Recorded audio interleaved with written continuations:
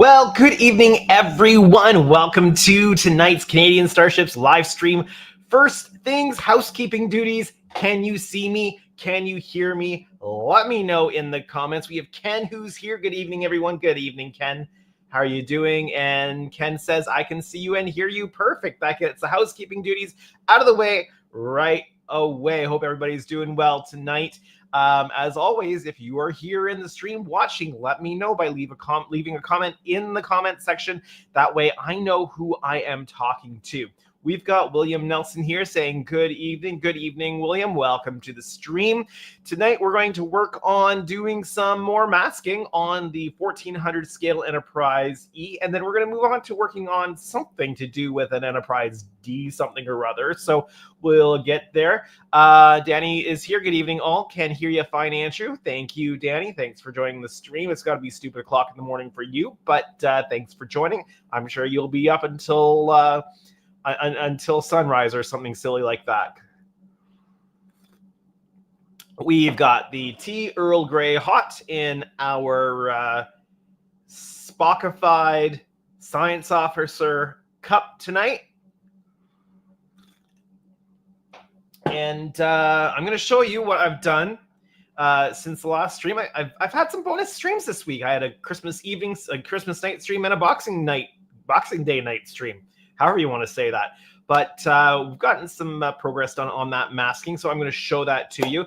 And then we can only go so far on that before I have to lay down paint. So we're basically going to be prepping the areas for a layer of paint tonight. So hopefully we get through that and we get on to something else. So hope you all had a great Christmas. Hope you got lots of model-related things underneath your Christmas trees. And yeah, and maybe you've scored some really great Boxing Day sales. I don't know. But hope that it's been a good few days for all of you. Let me throw my keyboard over here. Let me pull the Enterprise E over to the desk so we can have a look. Oh, here she comes. Let's make sure that she's in frame, and I'm going to zoomify. So bear with me for one moment. I'm just going to zoom in a wee bit so you can see exactly what I've been working on. Here we go. This is what I've been working on, and you know what? That's not as clear as I would like it to be. So we are going to make a quick adjustment here. Let's not do the digital zoom. Let's mind my reach. Let's zoom in on... Oh, something happened to my camera. One moment, please. Please stand by.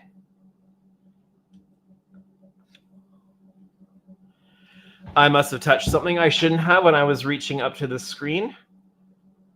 But let's try this again. We're going to zoom in.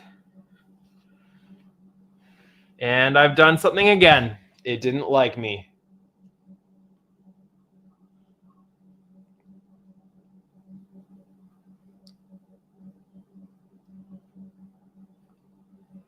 It keeps going to some other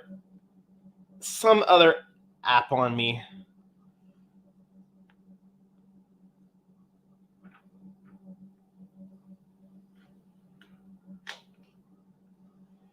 One moment, bear with me. Please stand by while we complete your long distance call. To avoid this message, please dial 1 in front of a 10-digit long distance number.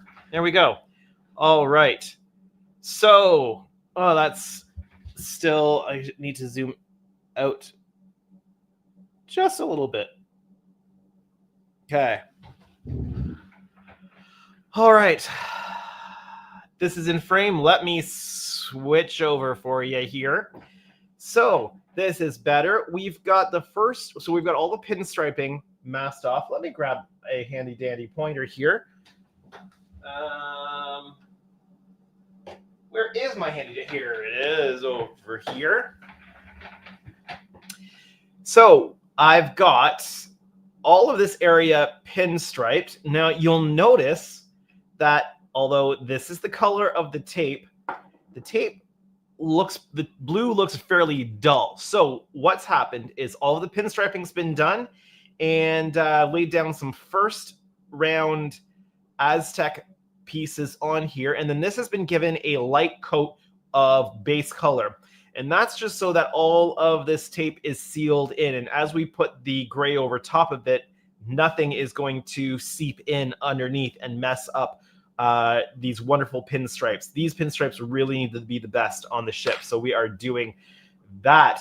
All right, let's see who else is here. We've got Donnie in. What's up, everyone? Donnie says, welcome, Donnie, to the stream. We've got Trubby Howard. Hello, it's funny. I'm watching you on YouTube and on my television and the phone in a few seconds ahead of the television. Interesting. And everybody's just saying hey to everybody. And Donnie says, kept hitting the enter key for some reason. Okay, that's why he said hey to everybody like 5 million times. No problem. It's perfectly good. All right, so what the plan is tonight is to get everything around these panels masked off so that we keep all of the base color the way it's supposed to be. So we need to mask in between all these panels. Oh, and it looks like I missed cutting some of the pinstripes here, so we'll need to remove those pinstripe crossovers here, and then we'll mask off these sections so that and then of course mask off all of the wonderful Aztec we've already done on it. But I need to do the precision masking because we're going to be laying down some gray coloring in this section, and we don't want that to get on any of our base coats. So let me start the last comment so I know exactly where I left off. And I'm going to go grab, I'm going to move this over, slide my whole cutting mat over so that I've got some room to cut some masking on. And then I'm going to bring my mat full of all of my mask cutting tools that I need. So I've got them placed right beside me. And we're going to get started on this pretty quick tonight. So as I get started, I'm curious, what is everybody else working on tonight? Because I know you're probably at your benches working on your own projects while you've got my stream up. So what projects are you working on tonight? I'm always curious what everybody's working on. Okay, let's go.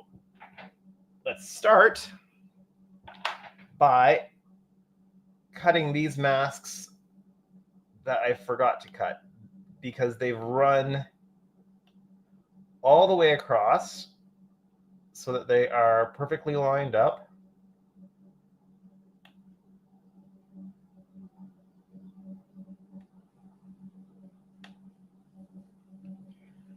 There we go. I just missed removing them. Not a problem. I've got a little discard paper towel here for all that tape.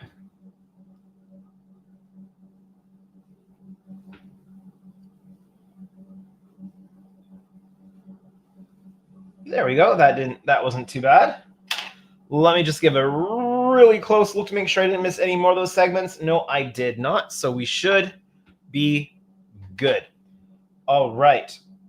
First thing I'm going to do is I'm going to mask these inside pieces first. And I'm going to eyeball my sizing on that. There's a couple different sizes, I think. So let's see if I can get this first go.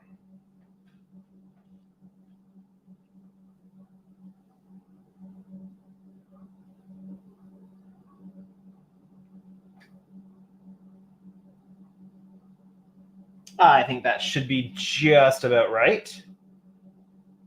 Of course, you can't see what I'm cutting right now, but I'm literally just cutting a very thin piece. Not as thin as what the pinstriping is. But let's see how we do on this. That looks like it's about right. I just need to get that laid down in here.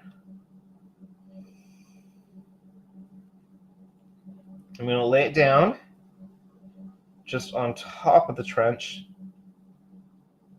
And then I'm going to press it in afterwards. And actually,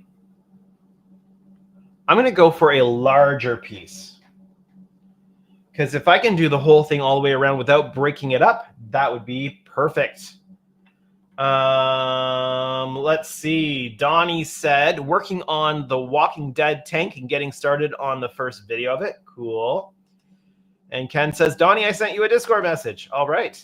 I guess I didn't really need to put that one up on the screen since it was just a person-to-person message there. And of course, we've got our tea Earl Grey hot tonight.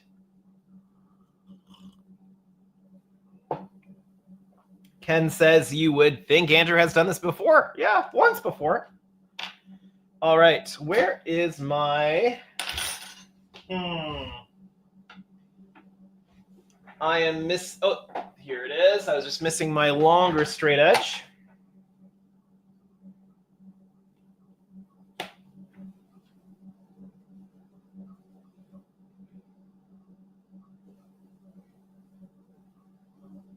So we're going for about the same width again.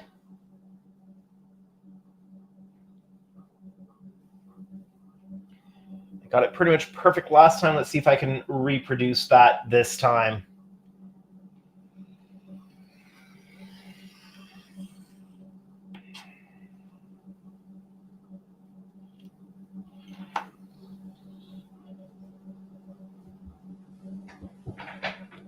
Take my glasses off for this.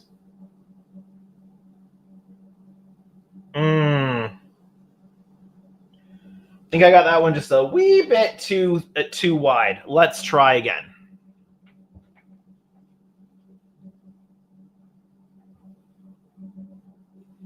It can be a little bit of trial and error on this.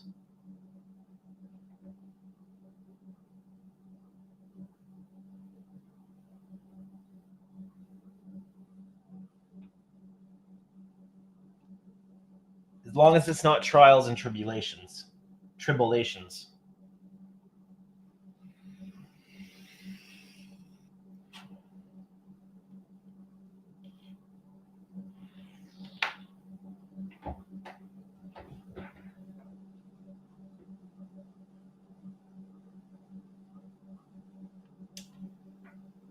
Let's see, how's that gonna fit down in here?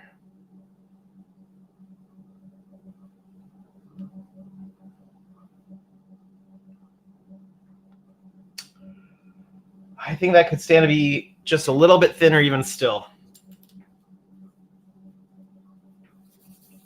I know I've got comments, but I can't see them because I don't have my glasses on. Captain Shalaman is back on the stream. Hey, Andrew, hope you and your family had a good Christmas. We did. We did a couple different rounds of Christmas with different sides of the family. So the kids enjoyed that. But as always, it can get a little bit a lot for kids. So had some of that too. All right, take 3 on this longer piece.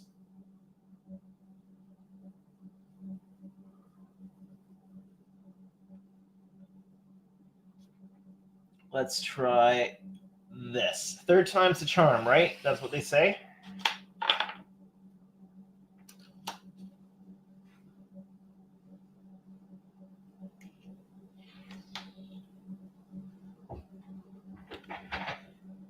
All right.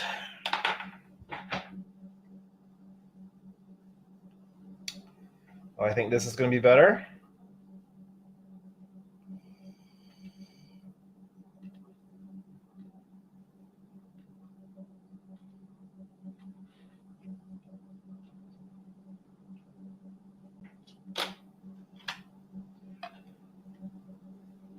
As long as I keep it aligned.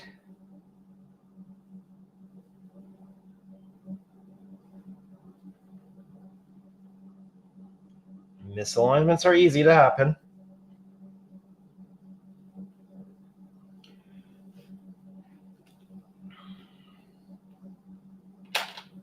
We'll try to keep it in frame as I move around.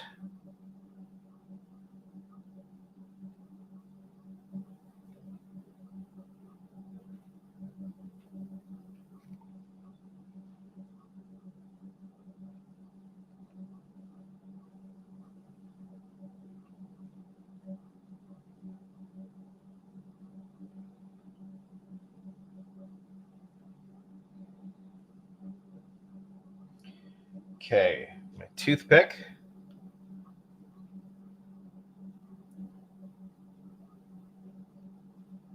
Make sure that settles down in. And you know what?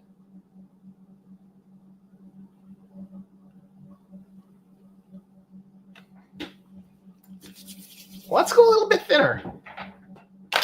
I'm not having too much luck with this guesswork on the thickness tonight.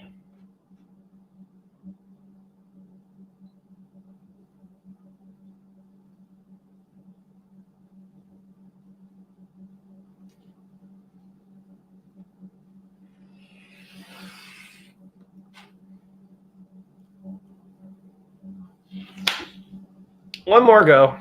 Fourth time's the charm. That's what they say, right?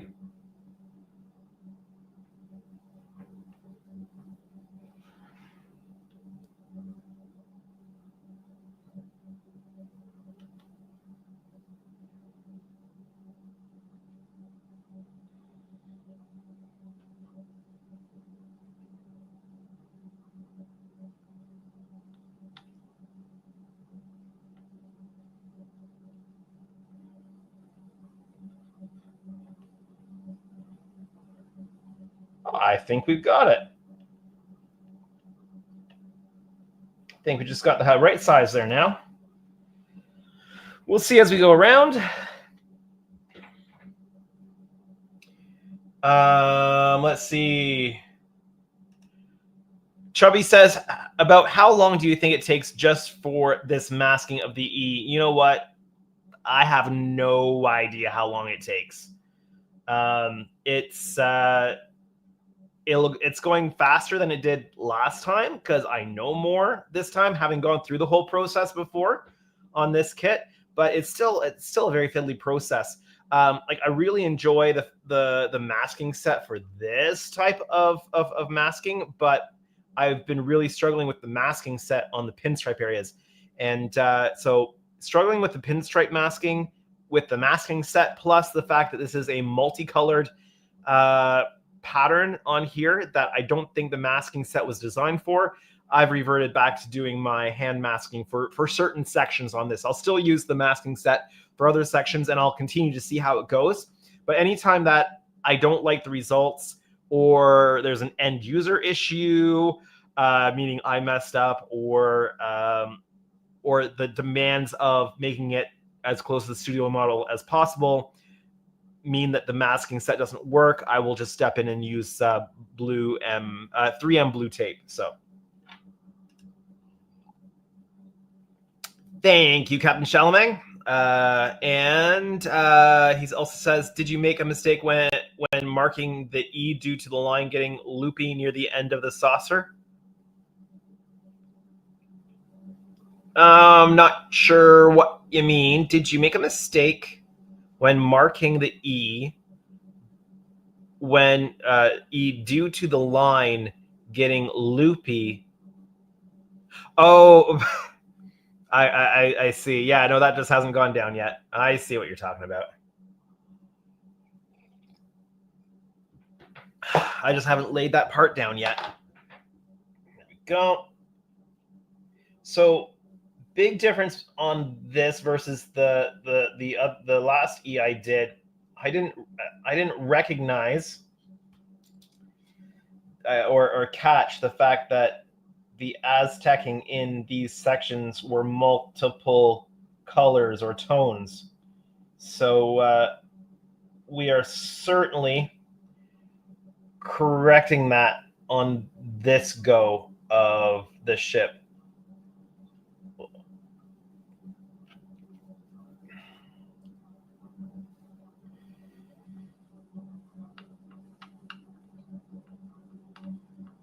So I'm just working the mask into the trench between these raised panels with the toothpick. It's working out really well. There's so little real estate on the edge of these panels between the edge of the panel and where the pinstripe starts that you want to make sure that color is there. So just being very meticulous with the placement of this, because we don't want to lose that, because if you lose it, really you're losing the pinstripe too. So just looking to be super careful with that.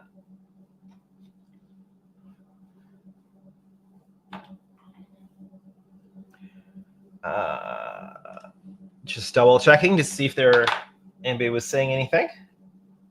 Again, when I take these glasses off, I can't see anything more than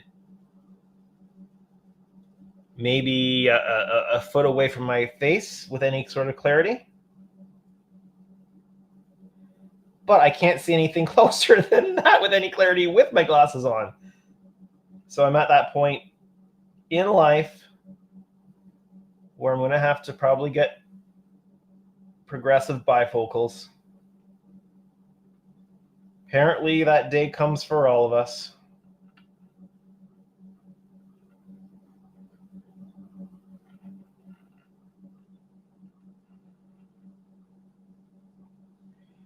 Yeah, I think this piece should reach all the way around, which is nice.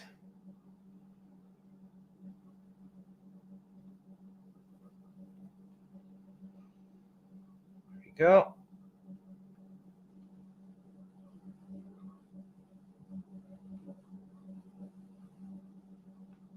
I really need to get some work done on the Enterprise Ds, but I also want to get this stuff done. And doing this kind of work, this kind of paint work for me is a little bit addictive. Once I start on it, I really don't want to stop. So I'm going to have to take a break from the E's and get some more work done on the D's pretty soon, though, I think. There you go. Get that settled into the trench here.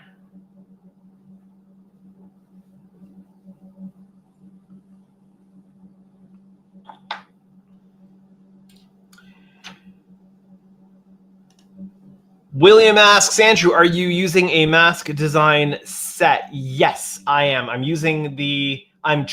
testing out the mask design set for the kit. So I'm struggling with the pinstripe areas. And the reason I'm struggling with them is that they're very unforgiving if you don't quite get them placed exactly lined up. So if you're lining it up and it touches the model, it's pretty much toast, because the pinstripe pulls, turns into spaghetti, and trying to save it is pretty difficult. So that's the area I'm struggling with, the pinstripe areas, and I'm finding it actually easier to pinstripe it myself. Like I said, this section here, which was a stencil, went beautifully, no problems at all. It's just the pinstriping sections where I'm struggling with the masking set on it.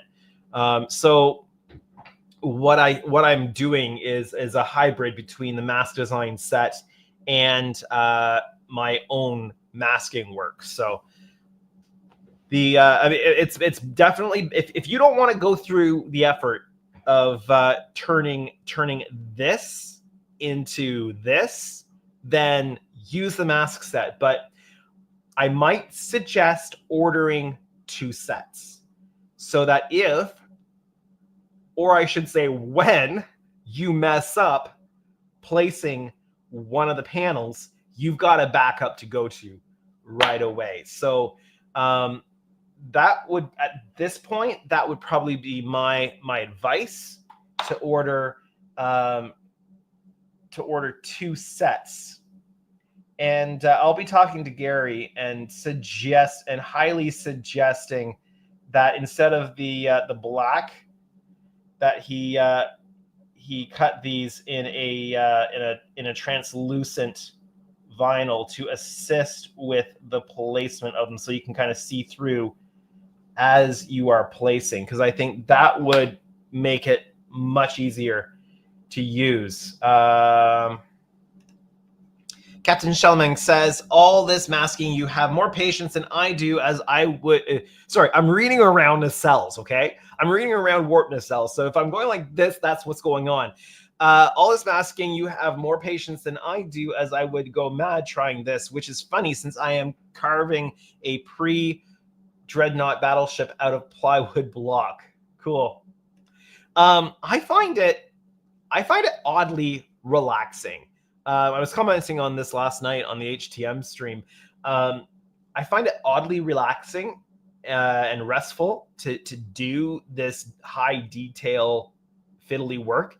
I also find drilling out the like opening up all the windows, very relaxing work. Like I can put a podcast on or a YouTube video on, grab my drill, grab my very sharp number 11, and just go to work on it and do that for hours at a time if I don't have kids around needing stuff. But I could just sit down, and that's just incredibly restorative to me, if that makes any sense. It's very much a restful activity for me.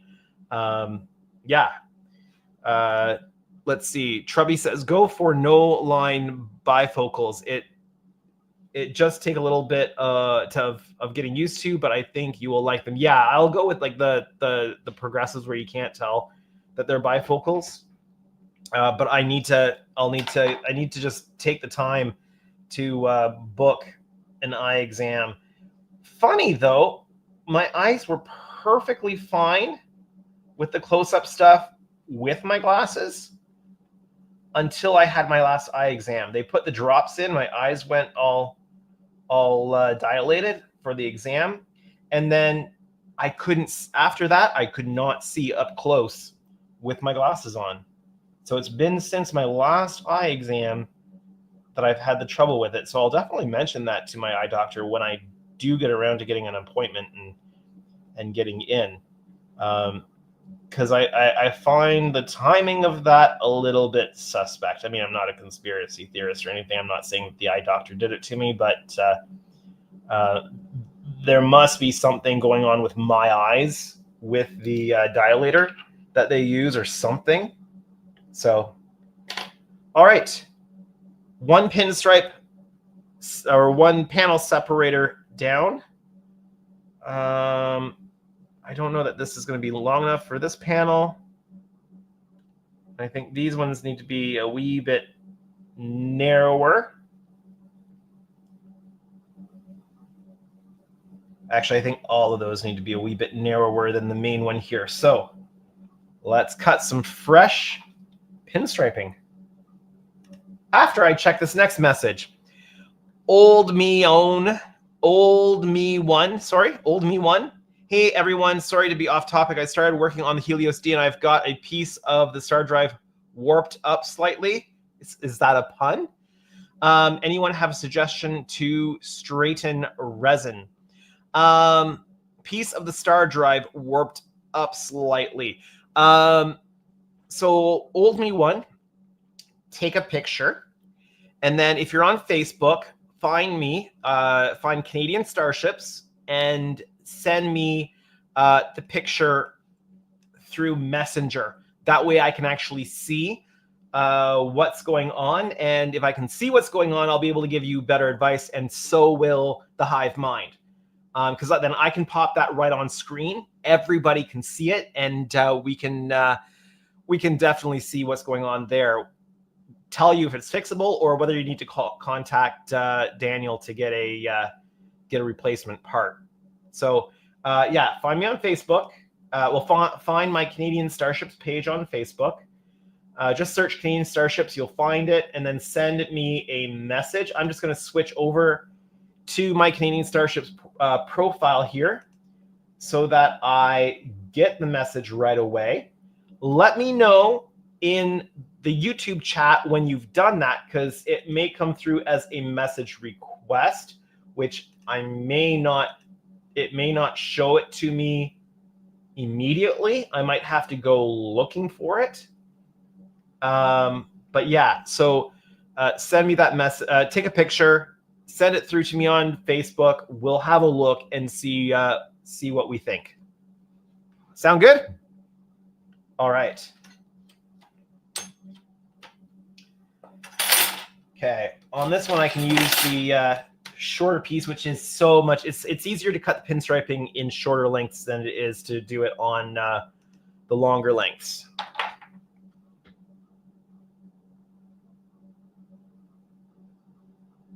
Also, my shorter straight edge is narrower and it's easier to see where exactly it's located.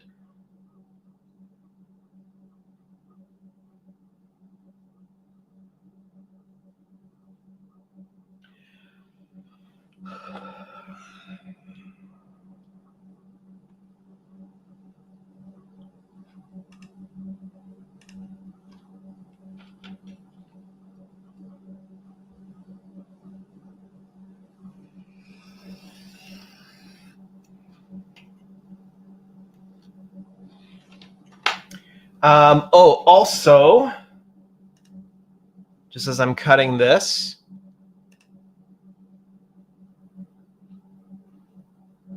you could also find me on Discord, Canadian Starships on Discord, if that makes it easier, old me one.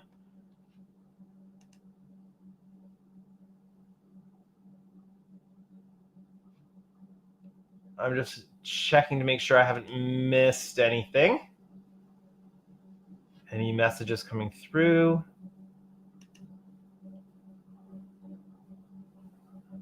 It says I have a new message.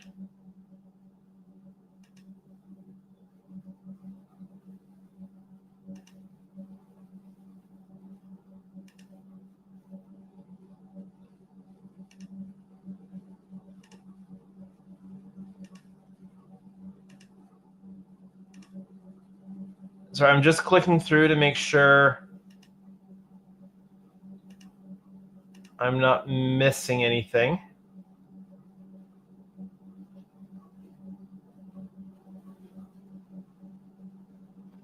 The messenger section for like pages and brands and stuff like that, it's a little bit different than the personal one. So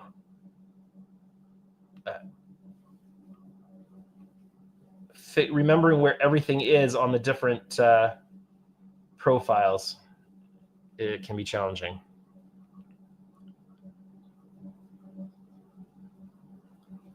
Okay, I think I got this one cut exactly the right thickness first go. So that's nice.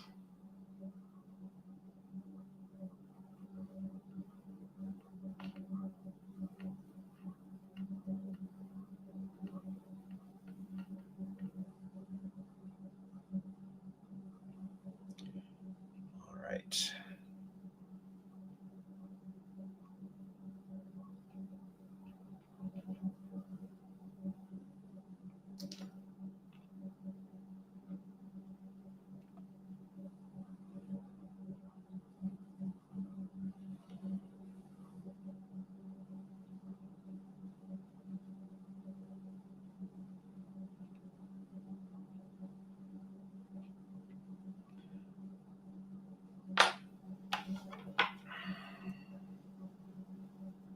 There's that pinstripe laid down. I'm going to remember that the rest of that is on that corner.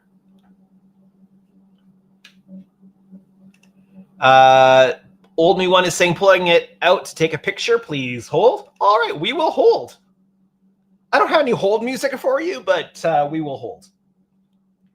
Doop boop doop doop boop boop doop boop doop boop doop boop. Doop doop boop doop doop doop doop doop doop doop.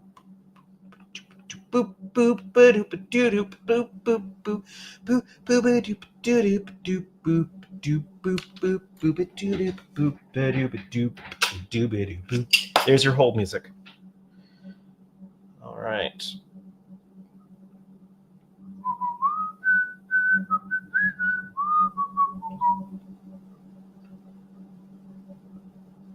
Okay, just laying this down.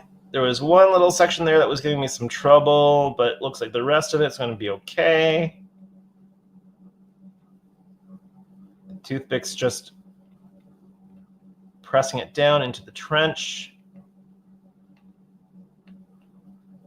The toothpick's nice because it'll press it down, but it's not generally going to damage the paint. Or at least nothing that the coats going over top aren't going to cover. All right, let's see if I've got enough left on this one to do the other side. I should.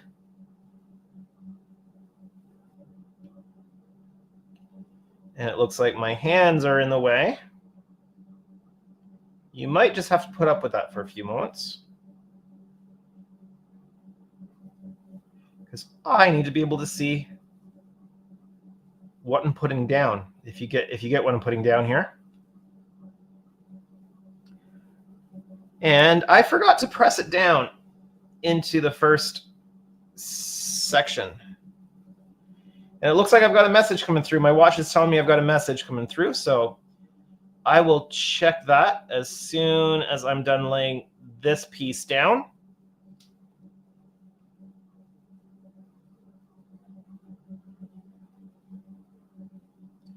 So we'll just get this piece of pinstriping laid down, pressed down,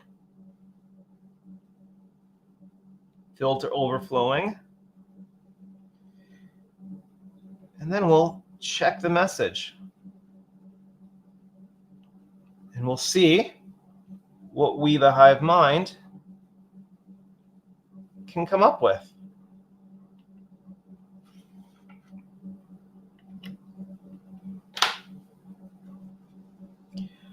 All right.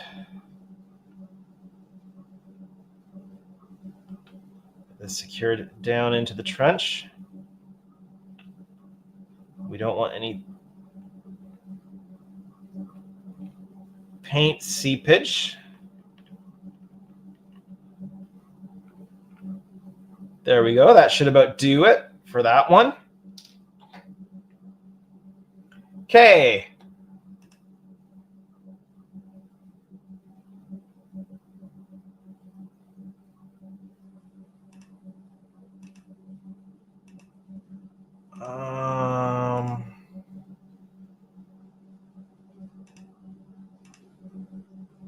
There we go.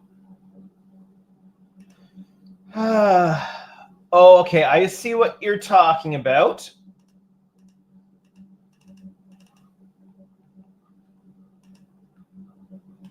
Let me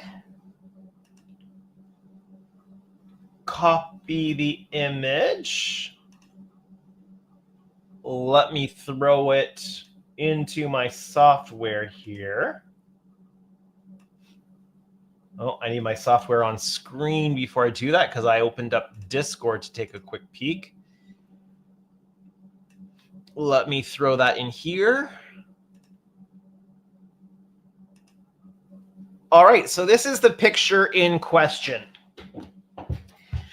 And so it looks like it's just the edge. Let me zoom in a little bit here.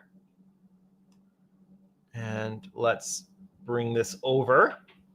So yeah, is it just that kind of the corner piece where it joins up to the pylon section that's warped and raised?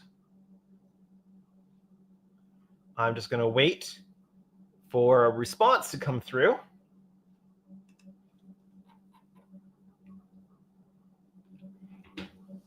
And while I wait for the response to come through, I'm going to grab a tea refill. My tea, Earl Grey, hot. Okay, we have a response.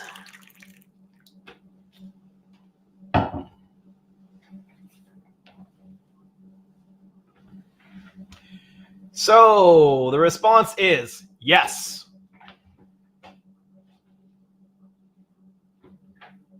So it's just that section. All right. So what I will say is that when you heat up this resin, it will become soft enough to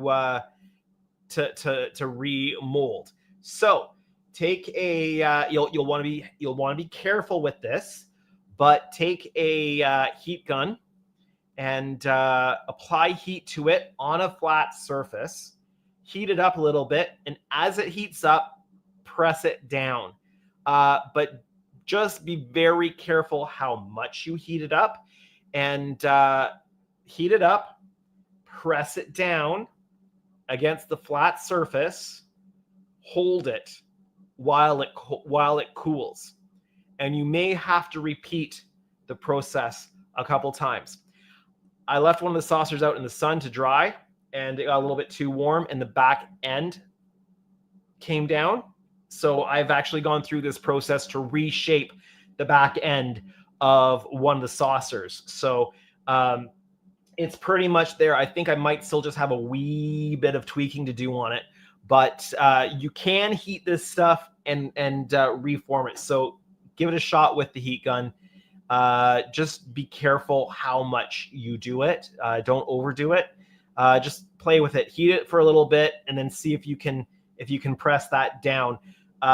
You should do it on a flat surface that won't be bothered by the heat, and just bring that part of it back down. And then when you align that and secure that with your metal plate, you'll also need to clamp it down, because it won't necessarily all be level right out of the bat, but it'll all, as you clamp it down, it will level itself all around there. You just have to be really, really heavy on the clamping on it. So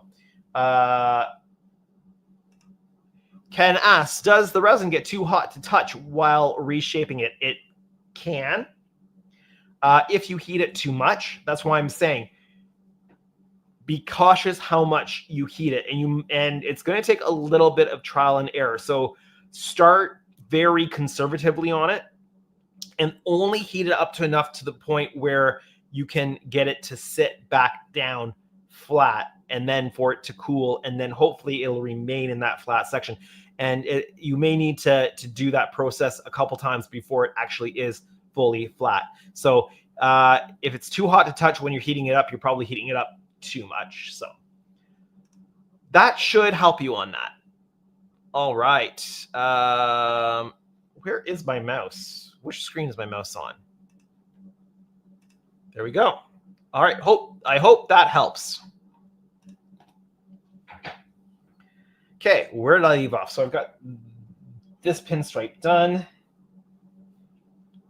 We've got these sections to do. I'm going to cut a fresh piece because I don't have enough for that, although I might have enough for one of these sections.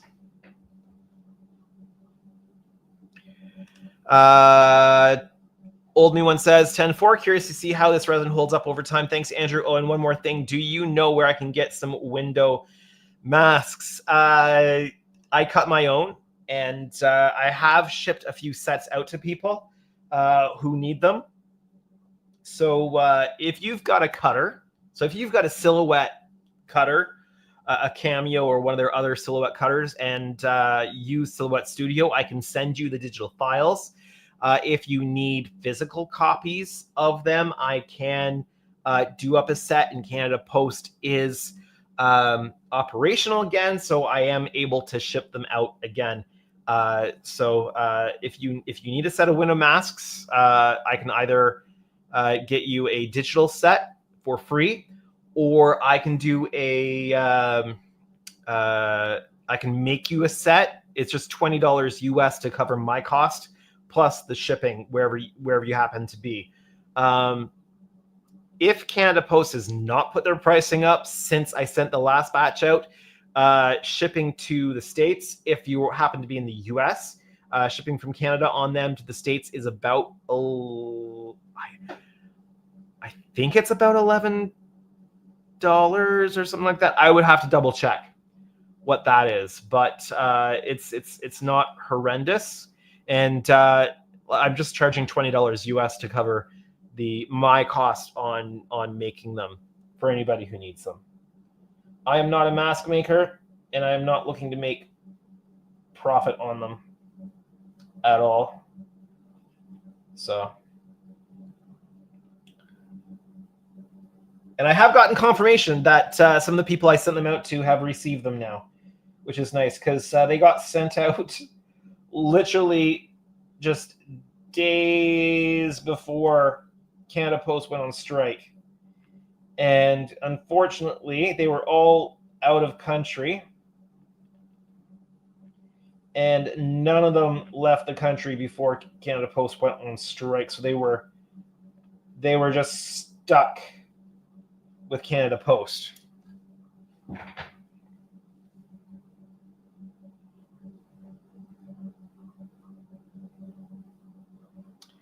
Which is not fun for anybody.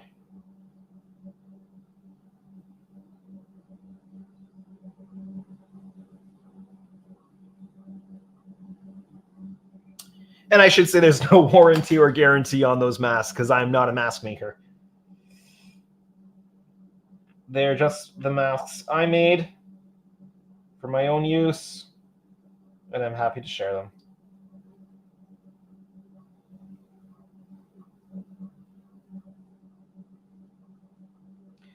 If for anybody who gets a physical copy, though, I do send 2 copies of everything, so that you've got lots for remasking and stuff like that.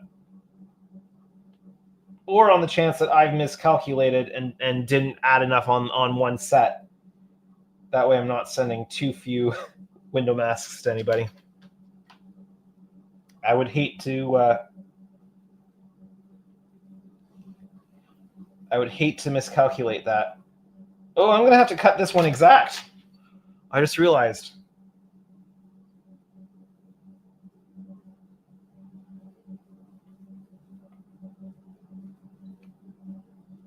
That's okay. We know how to cut it exact. I might just have enough left to do the other side. I'm not sure, though.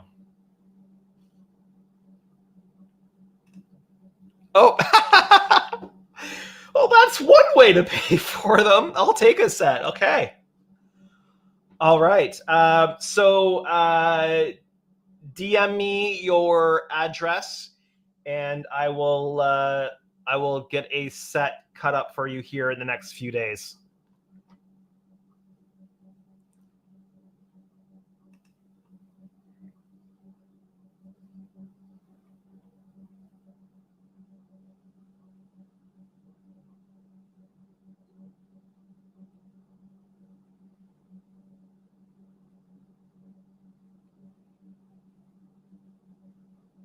I also provide rim window masks in black and in white. So, because I find if you're approaching the ship the same way I did, I have approached it with the rim windows, where you're painting the rim black and then masking the black off to be the windows after, and then priming the rest of it. I find the white vinyl is a lot easier to place over the black paint than black vinyl on black paint is. So yeah, that is, those are provided as well.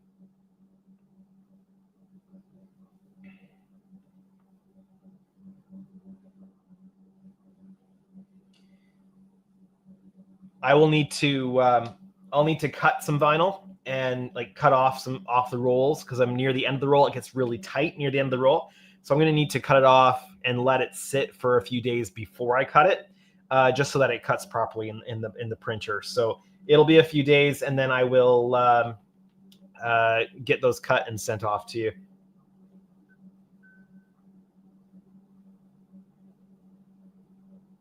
There we go. I had just enough left on, just enough left on that piece to do that section. So that was perfect. We're going to need to do in between there. We're going to need to do the trench in here. and then mask that off from everything else. So we've still got a little bit left to go on doing the masking here. All right. Give me one moment. I'm just checking to make sure everything is good with YouTube on the YouTube side of things, and yes, it is.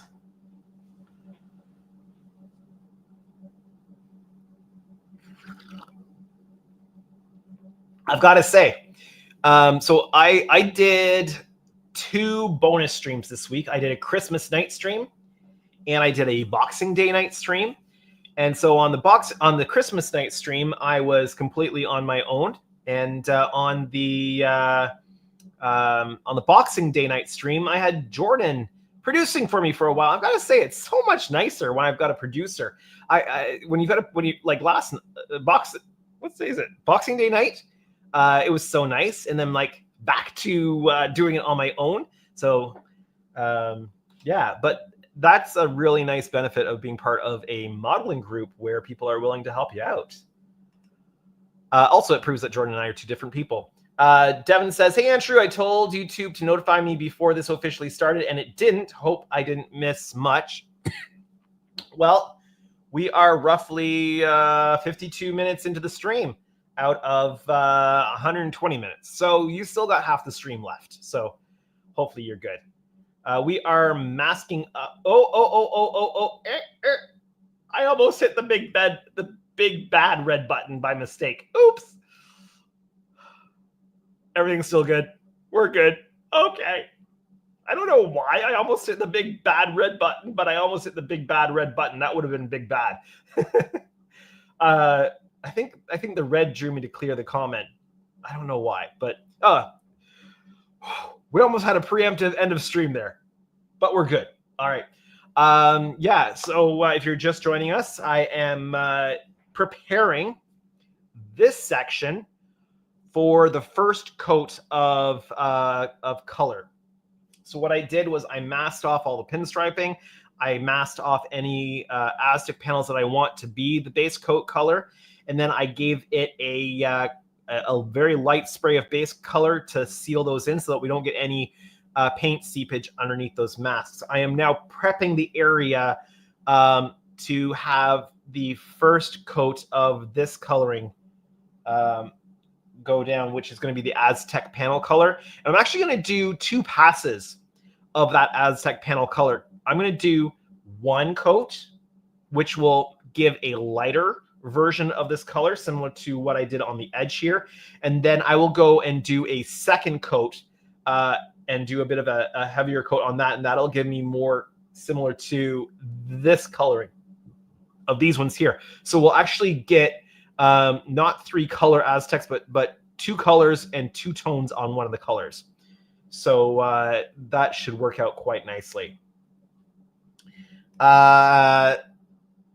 Donnie says, no, it just proves that you are really good at pulling off some kind of audio trickery to make you look like different people. Hey, if I was Jordan, I would have pressed the red button, okay? I almost did, but didn't. So that's different, right? That is very different. And yeah, don't worry, my brain translated. So it's all good. Okay. So we are going to do some more. So let me see here. That's done. That's done. That's all done. So I need to do the trench between the panels and the phaser array. The phaser array has masking on it right now, so it's not getting painted. It's being masked because, of course, we've got the effects going on underneath. So the phaser the phaser array will get just a light dusting of the gray color, just enough to give it color, but not enough that the orange light will not show through, right? So it's being protected right now, but I just need to run a thin piece in here so that it remains base color between the phaser array and the paneling. All right.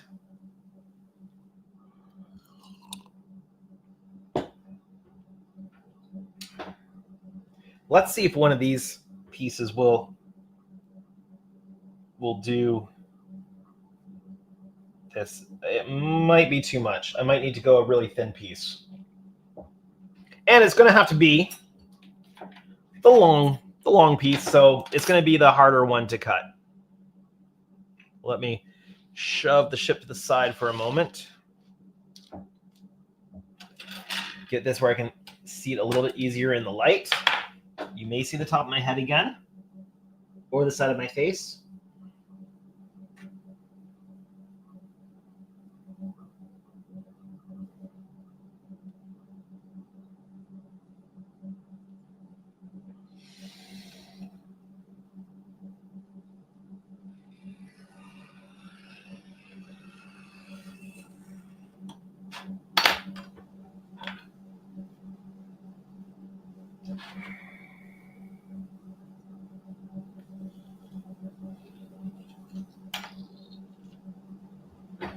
There we go.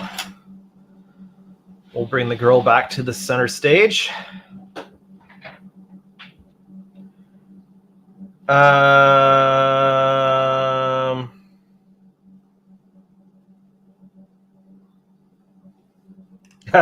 Donnie says, no, that just proves that as Jordan, you already made that mistake. So now as Andrew, you know better. Devin says, no, Andrew is 3 different people, but it's multiple personalities that don't know they're the same body. And Donnie says, well, that explains a lot. Okay.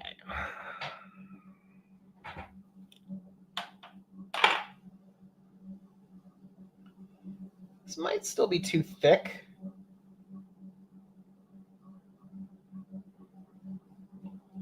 But if I can just get it pushed down into that crevice, we should be good. So this might be a case of do a little and then press it down with the, or press it in. That's a Q-tip, not a toothpick. Again, hard to see what I'm grabbing when I don't have my glasses on. Okay, that's going to work. So I'm just going to place it down and I'm going to nudge it into place against the raised panel with the toothpick. And I think that's going to work just fine.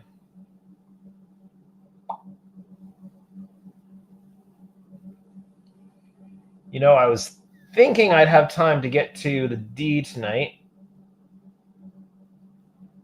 Oops. I was thinking we'd have time to get to the D tonight, but I don't know. I don't know. This might take longer than I anticipated, which is fine. I will never, ever rush through a phase of a build, because that's when you start to make mistakes. When you start to get a case of get-her-done-itis, that's when you start to mess up and make mistakes, and we don't want to do that. Ken says, I asked Jordan about producing for you about 20 minutes ago, but he is since gone offline. And he probably went out to dinner. Yeah, no, I mean, I'm perfectly okay being on my own. I can talk. I can talk and I can do things. I'm just saying it's so nice when you have that when you don't have it, you kind of miss it, right? I mean, I've gone forever without the ability to have anybody produce for me. So when I do have it, it's such a nice treat.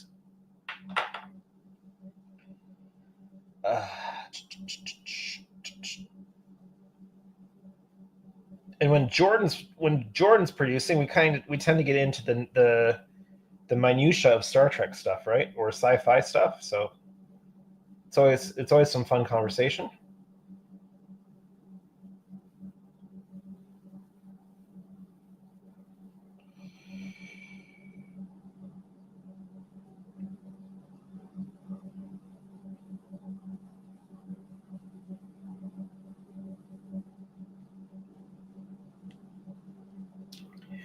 what I'm going to have to decide once I finish the detail painting on this model is whether I will go the masking kit route again, or if I will just continue hand masking everything. So I'm not sure where I will fall on that yet. But I mean, the difference between me and some other people might just be the fact that I've done this before. I've hand masked it off before, so I know I can do it, and that it gives me some really good results, and that I don't have to rely on the masking set, right? There's a little bit of freedom knowing that if I mess up a masking panel, I can just pull out the blue M3, the 3M blue painter's tape and get it done that way. So there is a nice little bit of freedom knowing I've got that backup.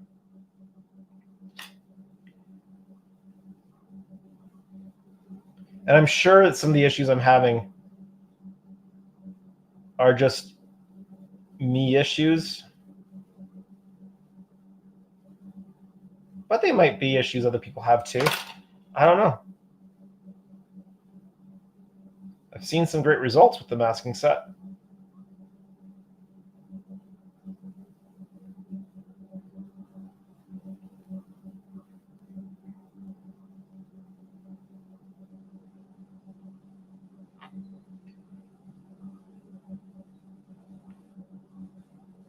There we go. Now it's starting to fall into place for me, which is nice.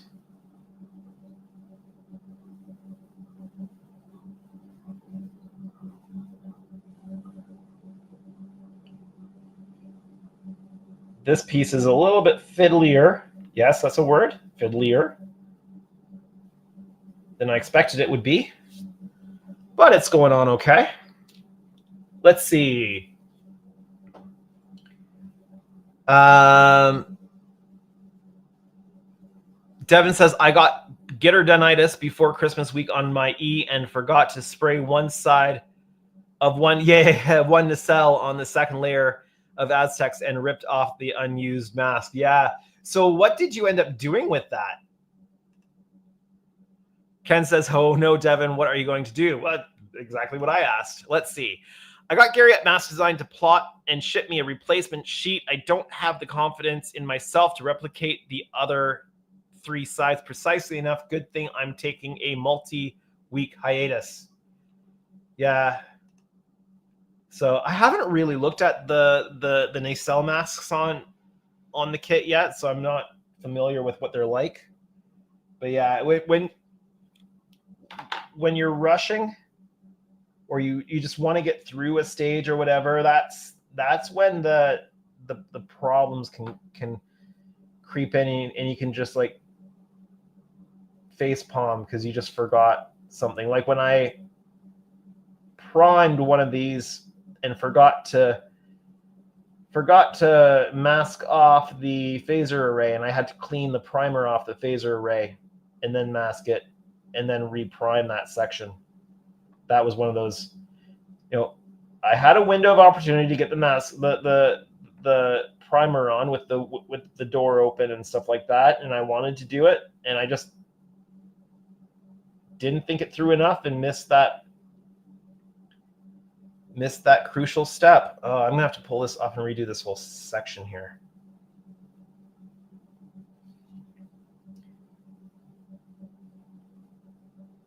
It didn't get close enough to the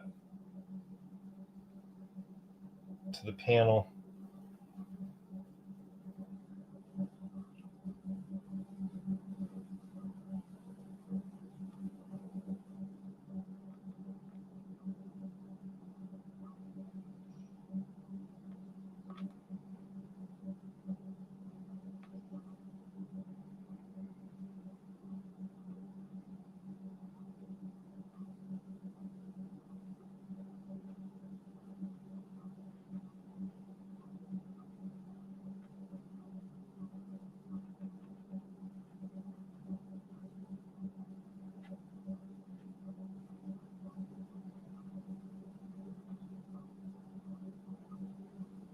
Don't mind me going quiet there. I was just kind of concentrating.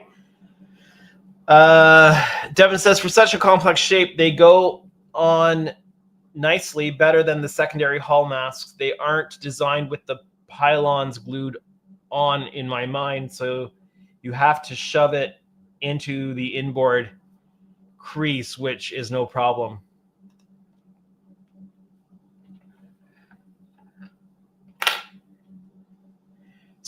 So Devin, did you have, I think we might have talked about this, but did you have any issues laying down the pinstripe sections? Because I've had a brute of a time with the pinstripe sections. Like I said, I think if they were done in clear or translucent, semi-transparent vinyl where you could see below where you're placing it, I think it might be easier. But I was just having a brute of a time trying to place those things.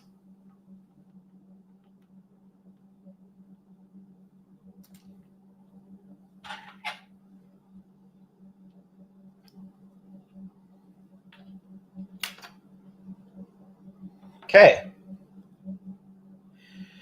So that's the little gully between the panels and the phaser array masked off now. Oh, and I need to do the front gully here.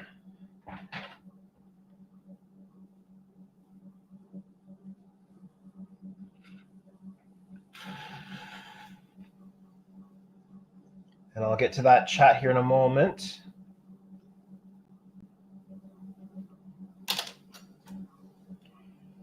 Once I get this laid down in here.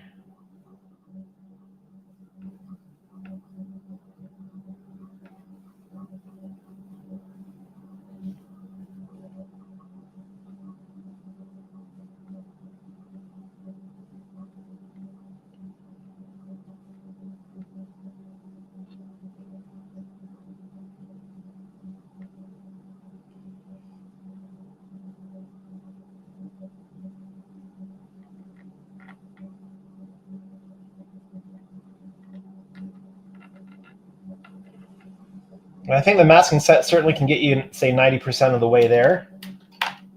But I think there's going to be stuff that you have to just do mask by hand when it's this tiny and intricate.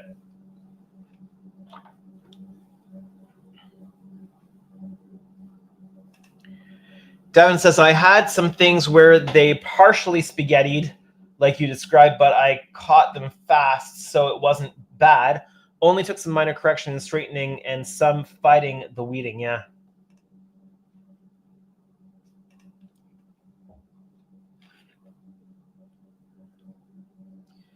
All right, I'll cut a piece to go in between here and in between here. Of course, we've got the whole top section to clear off. Around here, we'll have to put some tiny pieces in close, and then the masking gets a little bit bigger the further back you go away from the detail that you need to protect. Devin says the pin lines, the pinstripe lines sometimes overlap if you get the spaghetti, but doing it like Gary shows where you weed some, apply, and weed the rest, it went pretty smoothly. Okay.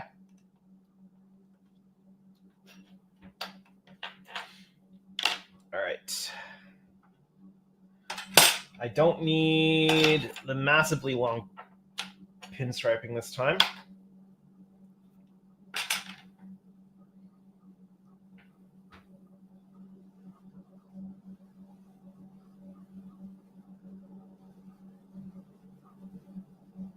Just eyeing up the size I need.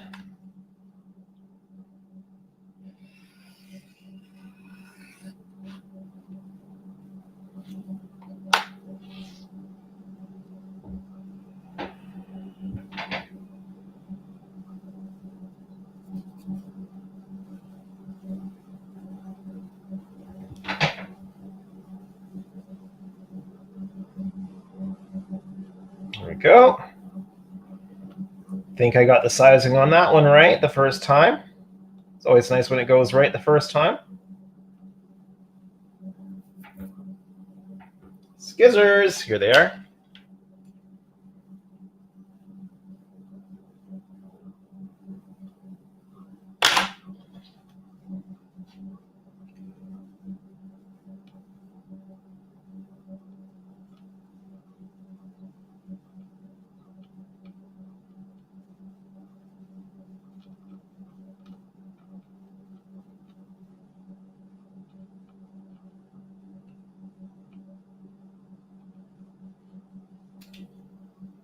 And the front section.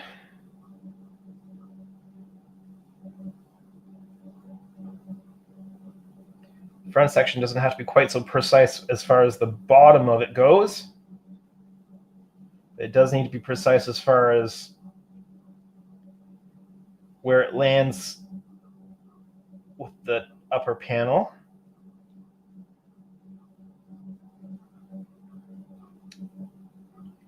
I didn't get this pressed, the first little bit of it pressed down enough, and it just pulled. So let's press that first part down.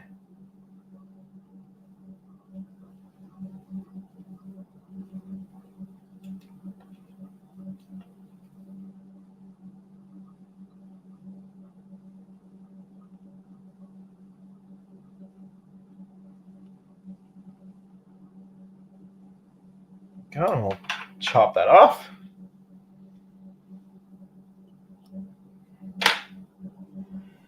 There we go. Now I need to do the top section here, which I'll start with some fairly narrow section. I need longer than this piece though. And then we'll do another, we'll get a little bit thicker on the layer as we go back further from it. Let's see. Danny says, sorry to butt in here, but aren't you putting the mask design masks down using transfer paper? How can the pinstripes spaghetti? Okay, so yeah, so they get cut close to the edge of the mat, as close to the mask as possible. So, well, okay, let me back up. So you cut the mask section out, you weed whatever you need to weed for the stage, then you put the transfer tape on top, you cut then the transfer film as close to the edge of the vinyl as you can, and then you take the paper backing off the vinyl, and then you place it down. But if it happens to touch the model at all, or if you set it down and as you're setting it down, it's not quite aligned properly, you cannot pull it back up again to realign it without the pinstriping pulling away from the rest of the masking. And the moment the pinstriping pulls away from the rest of the masking, it is a mess to put that all back together. So that's how. Devin says sometimes the pinstripes stick better to the model than the transfer tape.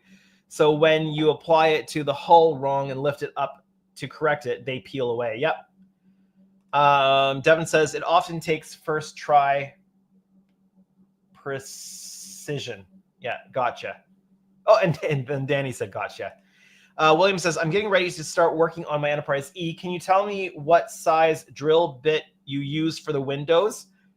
That I can. Give me a moment. I can do that. All right. Give me one moment to find them.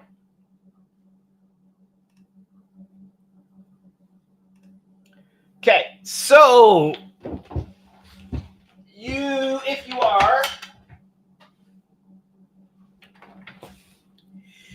you are using one of these drill bit sets that have the gauge numbers on them, on this particular case, they run from 61 up to 80, okay?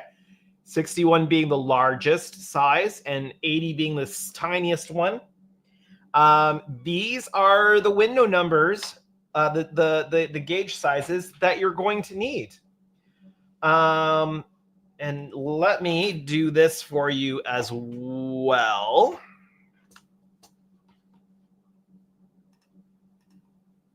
Okay. So primary upper hull windows main is what I've called them, is a number 72. Primary upper hull windows small is a 78. Bridge conference room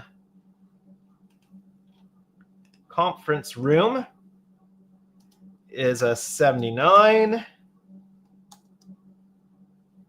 Oh, is a 79. Number lock on my laptop. Lower primary hull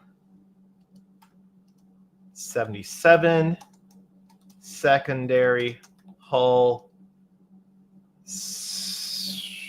77. That should help you out. Although YouTube did not format that the way I formatted, or StreamYard did not format it the way I did. So let me see if no, I didn't want to do that. Okay. One moment, please.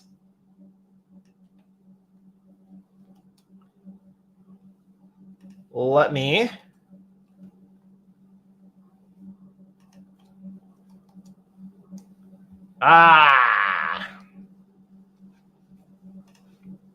Okay, let me sort this spaghetti out for you.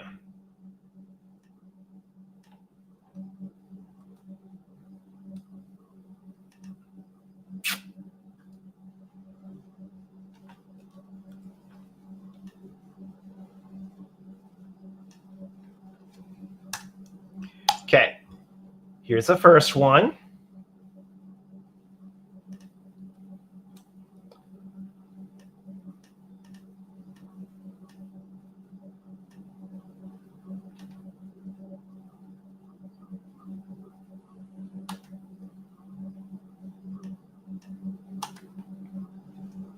Here's the second one.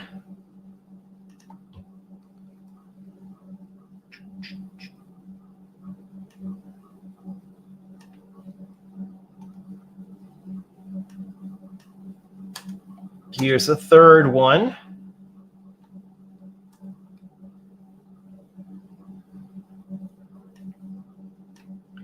And then these two are the same number. There you go. There you go. Hopefully that helps you.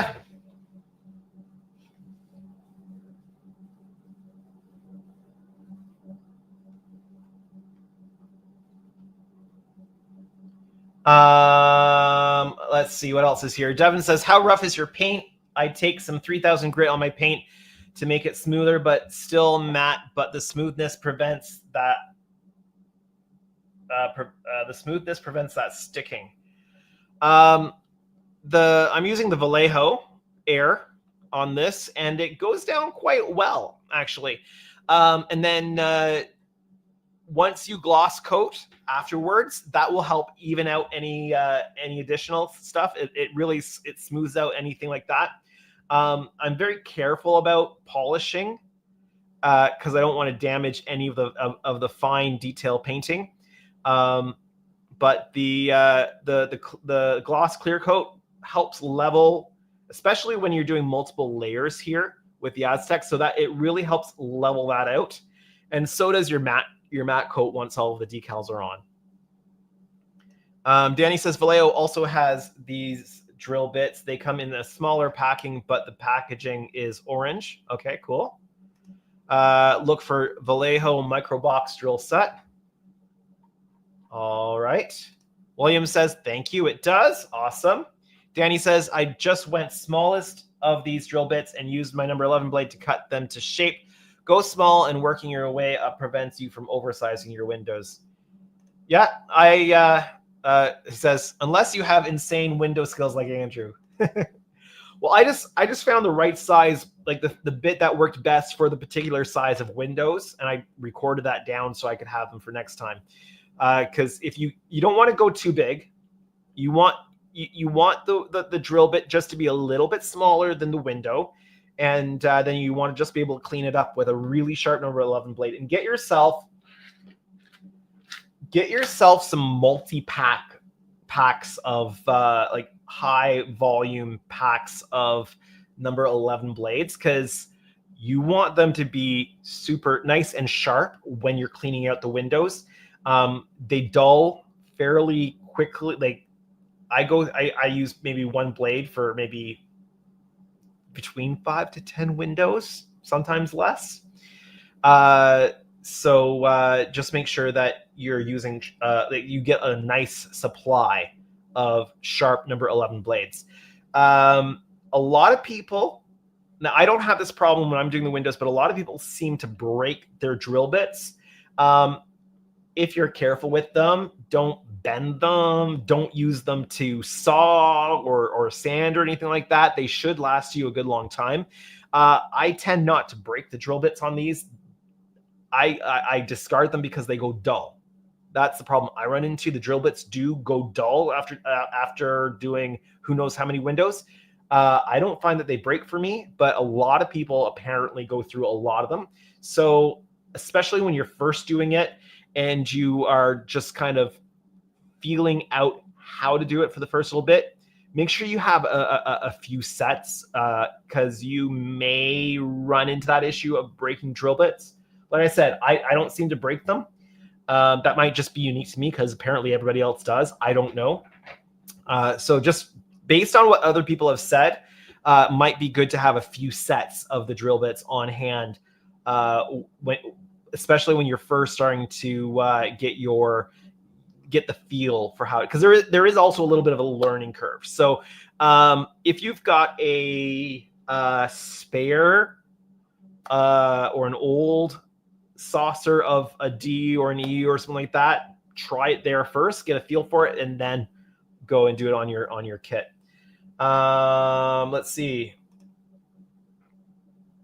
Danny says you'll burn through those number 11 blades like nothing else. Yeah, you go through a lot of them. Devin says the only time I hear people breaking bits is when they use the micro and mill bits used for PCB cutting. I am one of them. Okay. All right. I don't know. People tell me they break them. I don't know. William says I have a lot of number 10A surgical blades. Okay. Are those the rounded tip ones? So like they've got a curve on them. Because you probably will want the number 11s. This is just the ones I happen to have here on my bench. They've got the straight edge and the really sharp pointy part on the end, which is key for doing the windows. Also Band-Aids. Get Band-Aids. Have Band-Aids in your shop. A little bit of blood, sweat, and tears goes into every model, and the blood usually comes from cleaning out the windows. Let's see here. Danny says you really want the number 11, and brand actually matters as well. The smaller size they have, the better. Yeah, you'll find that there's a wide variety in quality in them, and that you'll just have to figure out. Some are good and will last you a lot longer. Others are not as good. The metal's not as good, and they'll dull a lot quicker. So you'll also find either the number 11 blades will dull and they won't give you as clean of a cut, or the tip on the end will break off. Once it breaks off, replace the blade, because you really need that sharp point on the end to do it. Devin says, actually, blood, sweat, and tears go into these. Yeah, you're right. Every model gets a little bit of blood, sweat, and tears.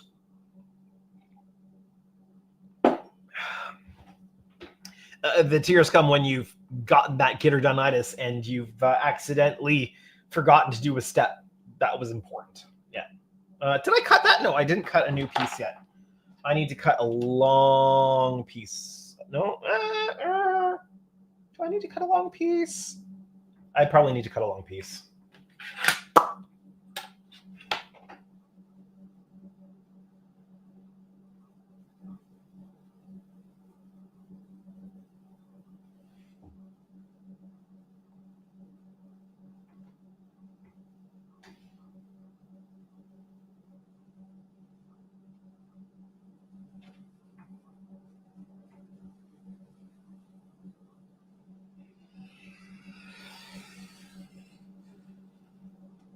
Oh, and just thinking about clearing out those windows, another little tip I would suggest, and I'm on the wrong screen.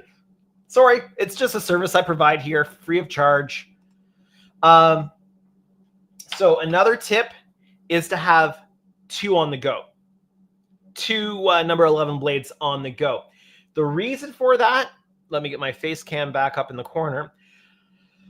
The reason you want to do that is because they dull. And to get the most life out of each blade, use, so you're going to go through and you're going to drill your holes first, right?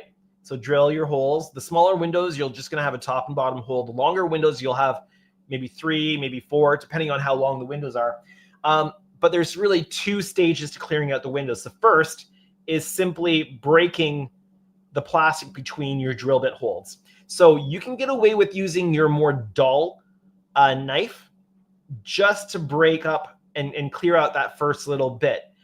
Then you're going to switch to your very sharp one to do the actual cleanup and shaping of the windows to get that nice shaped, nice clean cut window. So use your sharpest one to do the tidy up and clean up your window. Use the duller one to just to break the plastic between the drill holes.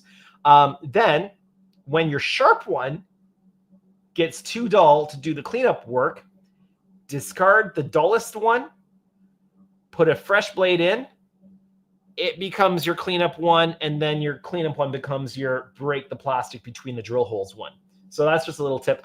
And when I'm really in the midst of doing that, sometimes I'll put different colored tape on my X-Acto holders, my blade holders. That way I know which one is, I don't mix them up, which one's the sharp one, which one's the dull one. Danny says, let's get caught up on chat here a little bit. Danny says, if you can get number 11 from the German brand SBS, you're golden. I've tried 6 different manufacturers. Devin says, yeah, with brand, I found some are too soft, flexy, and some are too brittle, and some just don't come sharp at all. Yep. Also, Danny says, also a more advanced trick when starting to drill into the plastic, there can be some travel because the plastic is slippery. Let's see what Danny's. Use your number 11 blade to make a starting point for your drill bit to grip into, so the drill bit won't start to travel until it grips. Also prevents them from breaking. Okay. William says, no, they are like a number 11, but not as thin at the point, but still have a nice point. Okay.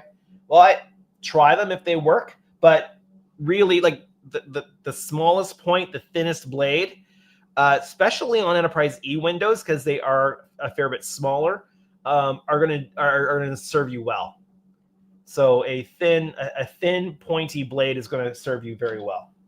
All right, I cut that. I don't think I pulled it off the mat because I got distracted. Yeah, there we go. All right.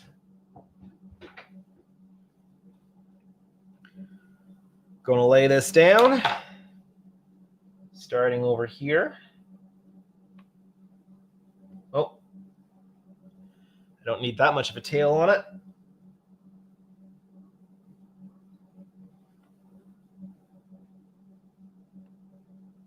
Let's get that pressed down so it doesn't accidentally come back off of the model.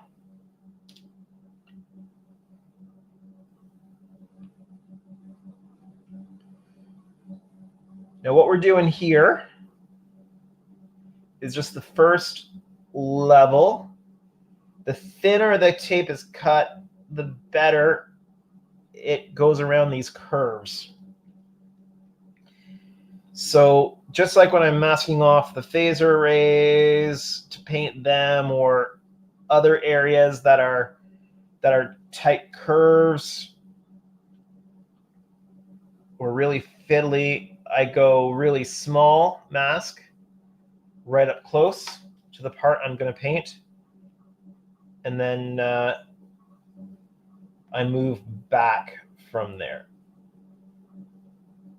So that's what I'm doing here, going fairly narrow. I mean, I don't have to go as narrow as the pinstriping, but narrow enough that I can get around this bend and kind of work the contours. And then I'll do chunkier masking as I move further back.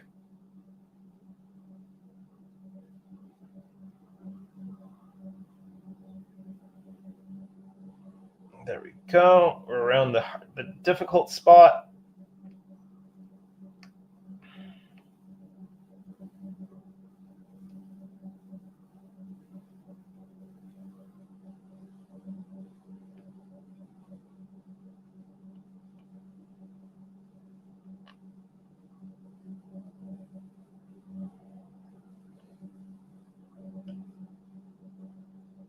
Just travel with this out to the edge.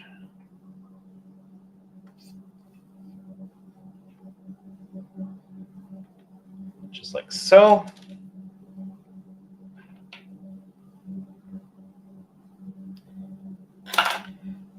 There we go.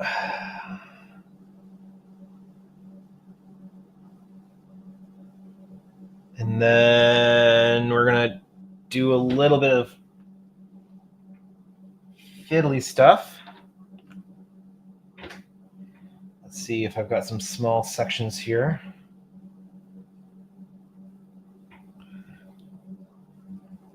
Because I need to cover this section.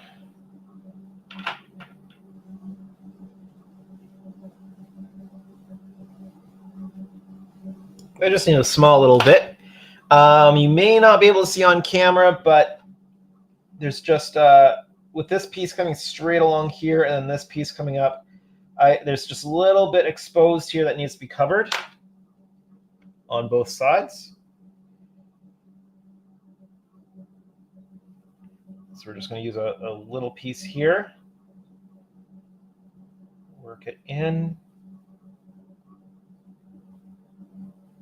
That should just about do it on that section. William says, okay, this is all great advice. Thank you, everyone. No problem. It's the hive mind here on stream. You get the benefit of everybody who's participating. Danny says, actually, the tip is where you really want them to be as thin as possible because you want to be precise, especially for when you cut them into their final shape. Exactly. Danny also says, and good luck on your window drilling, House of Horrors. Danny says, it just takes a lot of patience and time. Yeah. Throw some YouTube videos on. Find somebody's build series that you haven't watched yet and watch it. And, binge watch a build of something and do your drilling.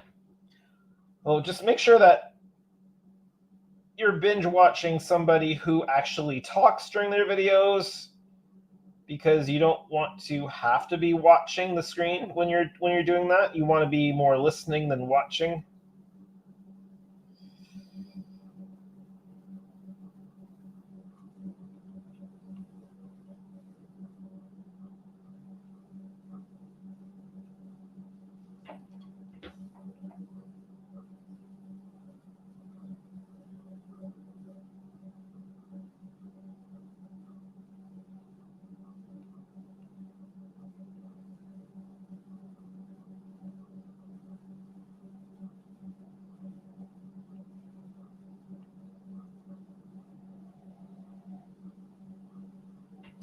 I'm going to need a little bit of a wider piece there and a little bit longer than I was using. So just cut a different piece off here.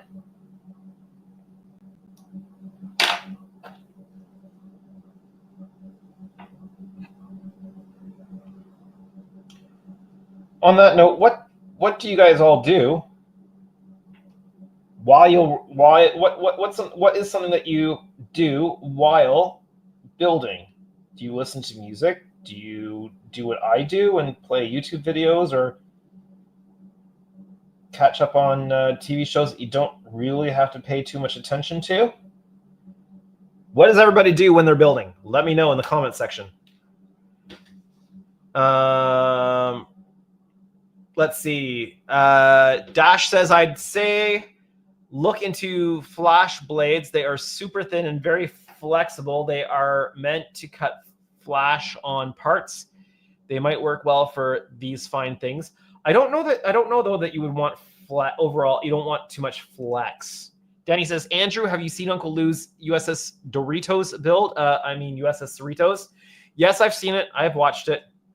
Ken just says, hey, Dash. Devin says, I like watching other people's builds, especially when they do something I would like to add to my model. Feels like I'm stranded when there's no material for my actual goal, even though I know I can do it myself. It's just the security of knowing what's ahead. I blast music or watch other people's builds. Yeah. Donnie says, I usually watch modeling videos on YouTube while I'm modeling it. Seems like the normal thing to do. All right. So I think we've got the fiddly masking done. So now we just need to work our way out and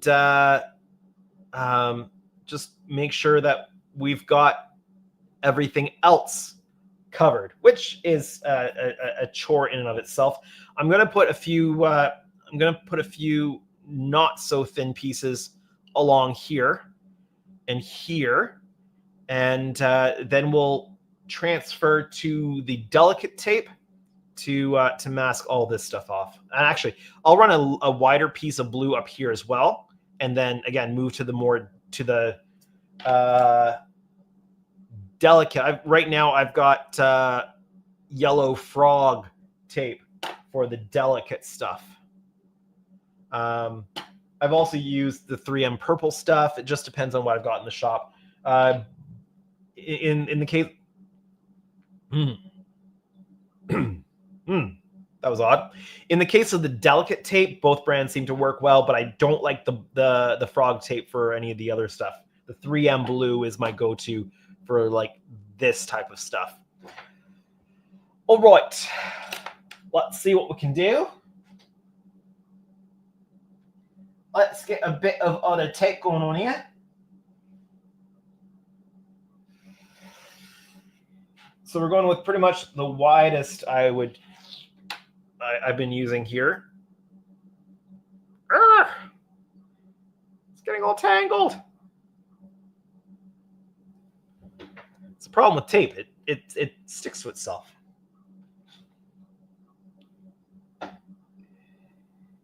And since this is the next layer of masking, it doesn't have to be as precise. You just want to make sure you're not getting too close to the detailed masking. You're not covering up what you're supposed to be leaving blank.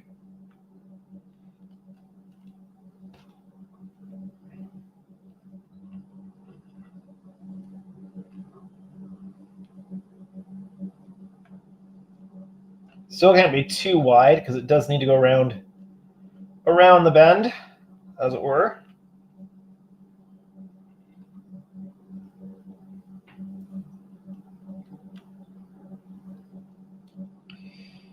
And I really don't like using vinyl for this stuff. The mass design kit does come with some cut vinyl strips that you can use, but I don't like using vinyl for striping. I much prefer the painter's tape.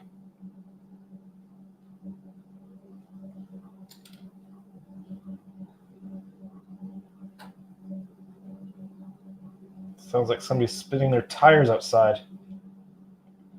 We had some freezing rain today, so maybe they're spinning their tires out on a particularly icy patch. You know, snow I don't mind. Freezing rain I hate. Freezing rain can just be so dangerous on the roads. Doesn't matter how good of a Canadian driver you are, freezing rain can mess you up. There's two things in Canada you don't mess with. Freezing rain is one of them. Our geese are the other. Ken says, I catch up on modeling YouTube videos. William says, I watch modeling videos or music. I'm sensing a theme. Danny says, what is the delicate stuff, Andrew? Yeah, so there's let's see if I've got, if it says on here.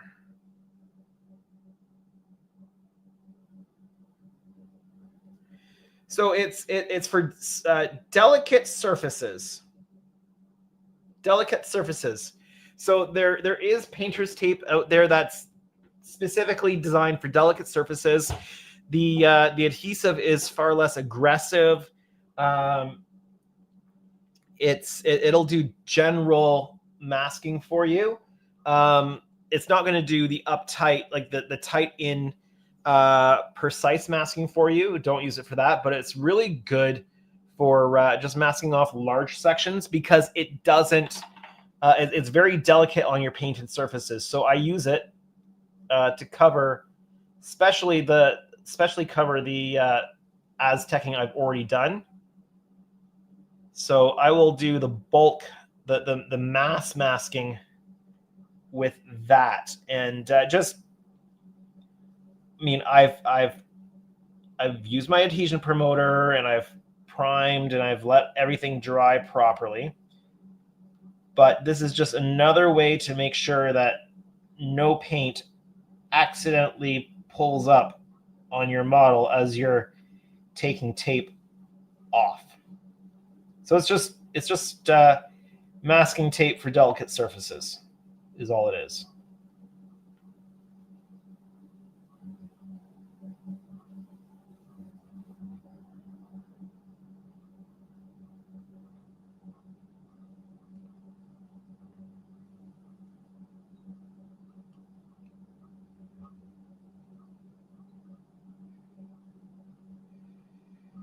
There we go. So that's the next layer done.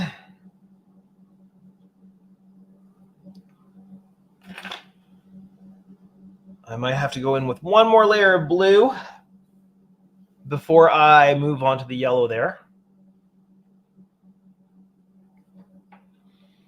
But we'll see here.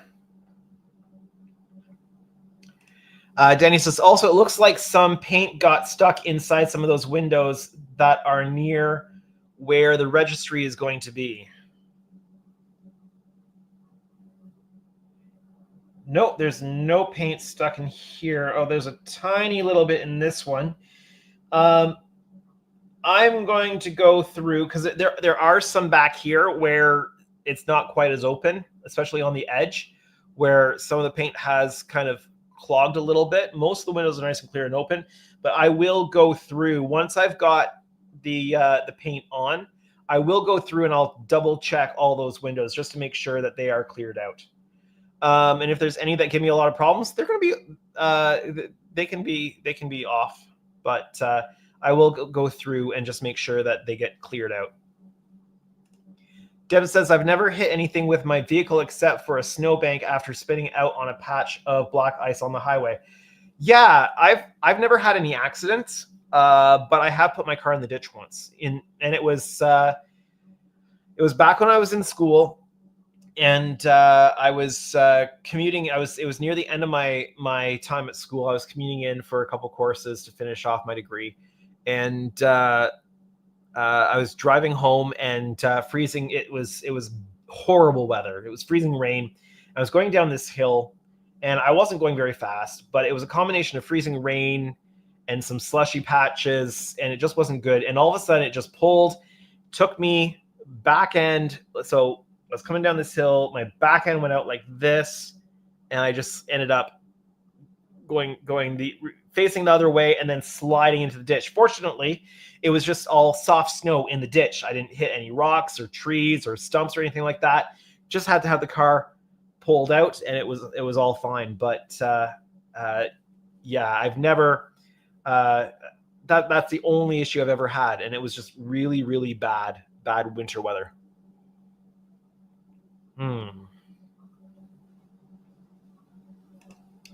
Dash says, I want to get an E, and have Andrew do the negative masking and make the Aztecs all these blue lines on the ship and just call it the NCC 6709 wrong way. Ah. Danny says, will none of the paint get stuck on the blacked out windows? It might. It's not really an issue though. If it does, I mean, it's what you see after you put your clear material in, whether it is microcrystal clear, which is what I'm going to use, or something else. What you see on the surface is going to be the microcrystal clear or whatever it is. The color that's in there doesn't matter. All you care about is that light isn't being emitted from those windows. So having some color on your masking inside is not going to make any difference once you get your microcrystal clear in. All the windows are going to look the same, whether you've got some base coat in there or it's the black tape or vinyl or whatever, or it's an open window that's lighted when the ship is on. When the lights are off, all the windows are going to look exactly the same, and that's what you want. And Danny also says, did you use electrical tape to do that? I can't remember what I used. I may have used vinyl because I have a lot of black vinyl. I might have used, I think I used black vinyl this time around. I think I used electrical tape the last time and I used black vinyl this time. I'd have to go back in the videos to see what I used. Dash says, we had a guy take out our rocks mailbox, 50 feet of chain link fence, 2 posts, a guide wire, his back axle, and a partridge in a pear tree, and drive shaft ripped out, and a broken driver's mirror. He was only going 35 miles per hour, 56 kilometers per hour. Yeah, if you get ice and you're not prepared for it, it can be a showstopper.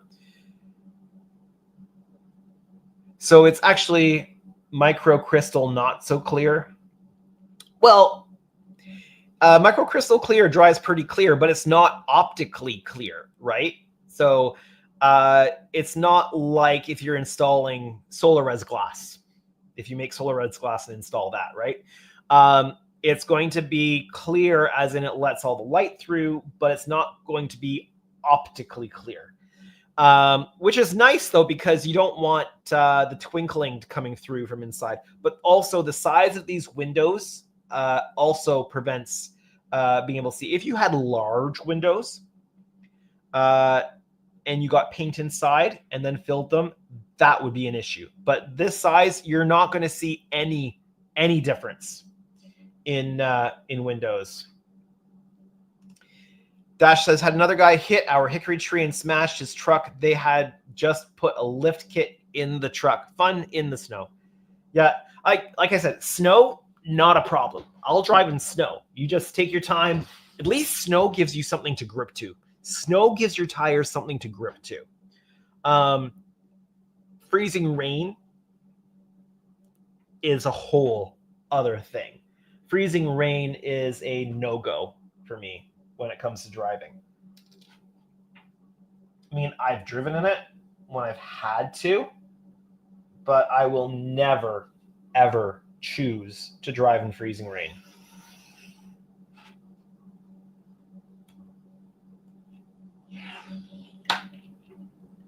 I don't know if anybody here experienced Ice Storm 98, but Ice Storm 98 crippled everything for like a week.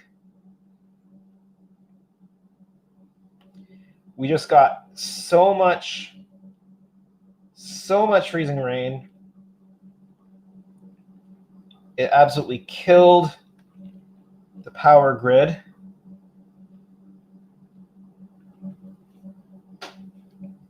We were without power for at least a week.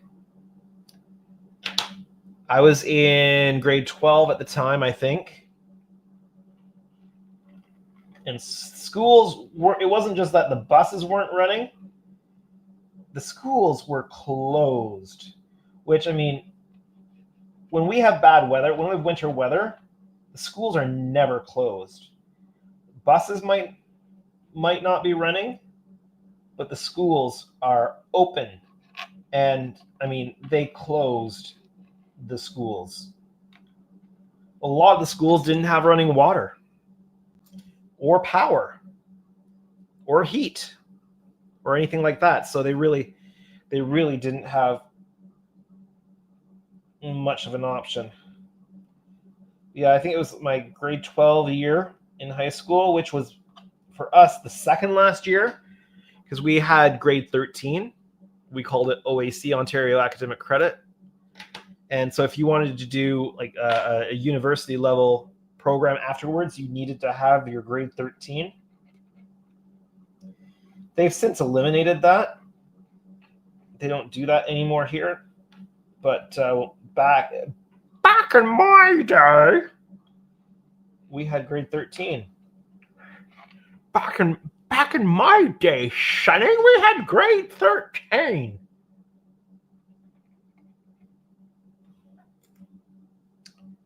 All right. Let's throw a little bit of this wider stuff down here. I don't want to use too much of it, because I'm getting a little bit close to the Aztec paint.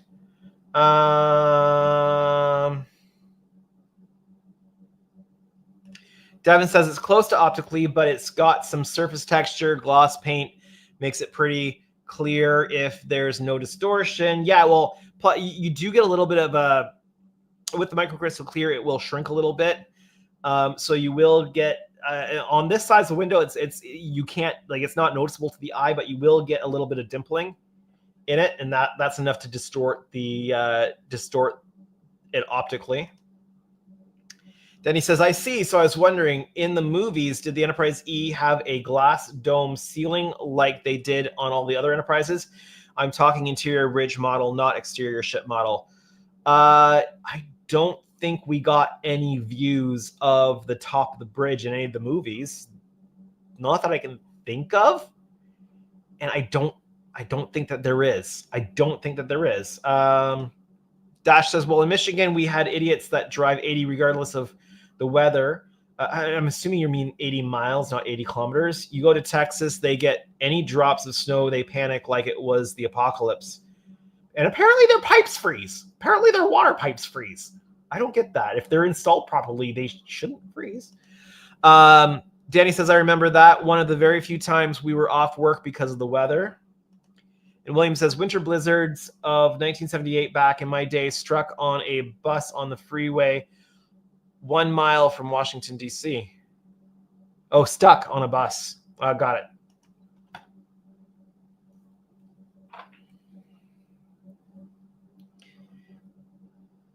I mean, here, we hardly blink when we get snow of almost any quantity. It has to be a significant snowfall to cause us problems. Now, 2 years ago, Christmas Eve 2 years ago, I think we got about 3 feet of snow overnight, and that was enough to overpower our infrastructure as far as snow clearing, where we were canceling all of our Christmas Eve stuff. I mean, by Christmas Day, all the roads were fine and you could travel. But Christmas Day was spent clearing our own driveway. I had cleared enough to get out, to get one vehicle out.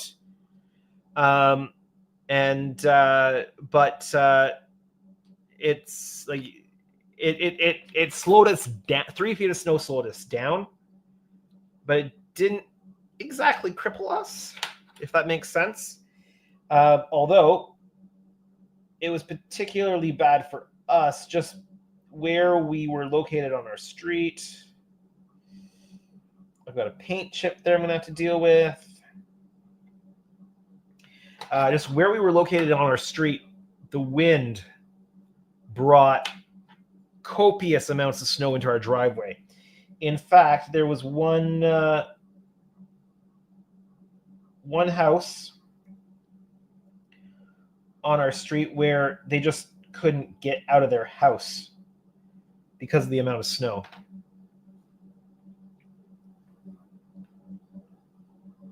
It was just that much that had blown into their driveway and all the way up their stairs. So I don't even think like their front garage doors were covered. It was just a mess for them. I think they had 3 companies come by and look at it to clear it out and say nope before they finally got family members in who dealt with it. And I think they had a truck with a plow, a snowblower, and multiple people with shovels, and it took them a very long time to clear out. That was Christmas Eve 2 years ago. Christmas Eve and Christmas Day. Christmas Eve for the snow to arrive and Christmas Day to finish the cleanup. My kids were inside playing with all their new toys, and I was out shoveling the driveway.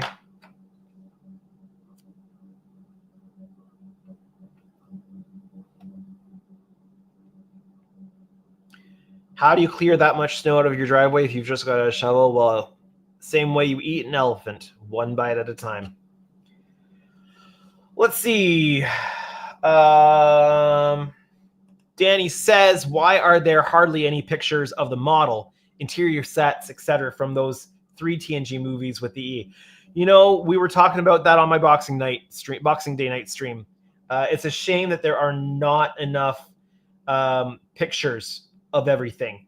There's not enough pictures from TNG of interiors and behind the scenes and all that kind of stuff. We've got some decent pictures of the Enterprise D now, but it's been a long road getting from there to here to get those, and we don't really have a lot of good shots of the studio model. The best photos we have of that Enterprise E studio model are the ones that are bleached out in the sun. It's nuts. Dash says, back in the 70s, we got a ton of snow by now. Fast forward to today, we are getting rain, and more rain, and have mud. Ken says that some people don't believe in global warming. Devin says they don't really document CGI models like they do with filming models, and most of what we get are from auctions. Yeah, but the Enterprise E was originally a filming model. You've got the big, huge model, Enterprise E filming model. It's just that we don't have great photos of it. Danny says, no, but I mean pictures from the filming set, pictures from the sets themselves, or backstage stuff like we don't have for the TOS movies, or like we do have for the TOS movies and for TNG. Also, for First Contact, they also did use a model, yeah. Dash says, didn't they remodel the battle bridge from the D for the Enterprise E? No, it was a brand new set. It was a brand new set. The Enterprise D battle bridge they used for the Enterprise C bridge, for a bunch of other stuff, but they built a whole brand new set for the Enterprise E. All right, guys, it is 11 p.m. and that is going to be it for our stream tonight. I was hoping to get to Enterprise D stuff, but I've made a decent amount of progress on this. This stuff just takes a lot of time. Kind of looks interesting there with the V shape going out. I'm going to have to continue this on another day because I don't want to stay up too long on a Saturday night.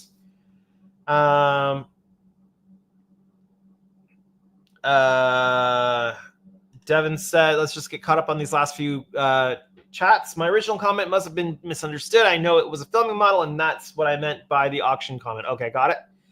Ken says, thanks for a great stream, Andrew. Have a great night. Take care, everyone.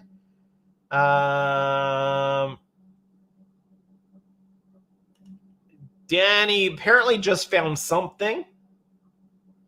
But if it's a link, it may not have made it through YouTube's filters and stuff. So feel free to message it to me on send it to me on Messenger, Danny, and I'll have a look, because if it's interesting, I'll be able to pop it on the screen here.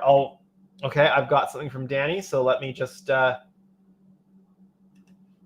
let me get back to me.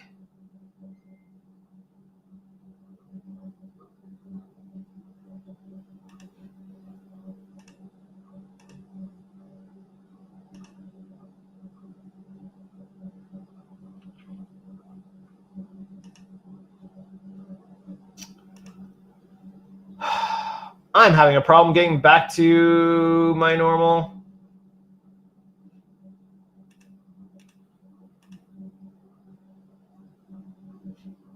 There we go. I can get back now.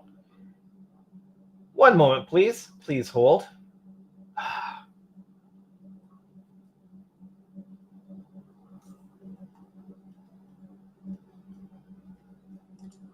Facebook and its pins. Designing the Enterprise E's bridge. So it's an article.